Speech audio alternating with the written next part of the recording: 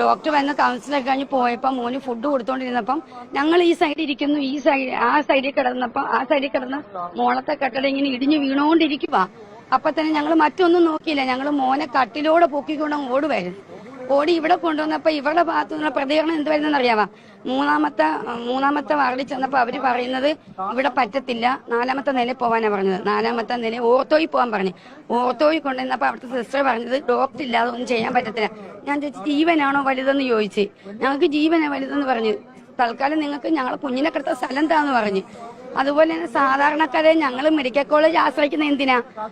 ഞങ്ങൾ പുറത്തുനിന്ന് വില കൊടുത്ത് സാധനം മേടിച്ചാണ് ഇന്നലെ എന്റെ കുഞ്ഞിന്റെ ഓപ്പറേഷൻ അവിടെ നടത്തി തന്നത്. സംഭവ സമയത്ത് അവിടെ എത്ര ആൾക്കാരുണ്ടായിരുന്നു? ആ വാർഡ് മൊത്തം അങ്ങ് ആക്സിഡന്റ് പറ്റി കാല് മുറിച്ചവര്, കൈ മുറിച്ചവര്, 2 കല ഓപ്പറേഷൻ ചെയ്തവരെല്ലാം ഇങ്ങനെ നിരന്ന് കിടക്കും. അവരെല്ലാം ഇറങ്ങി ഓടുമായിരുന്നു പേഷ്യന്റിനെയും കൊണ്ട്. ഞങ്ങൾ ഓരോരുത്തര് പേഷ്യന്റിനെ ഞങ്ങൾ ഇങ്ങോട്ടൊന്ന് ഷിഫ്റ്റ് ചെയ്യുക. ട്രോളി പോലും ഇല്ല, ട്രോളി ഇവിടുന്ന് അങ്ങോട്ട് കൊണ്ടുപോയിക്കൊണ്ടിരിക്കുവായിരുന്നു.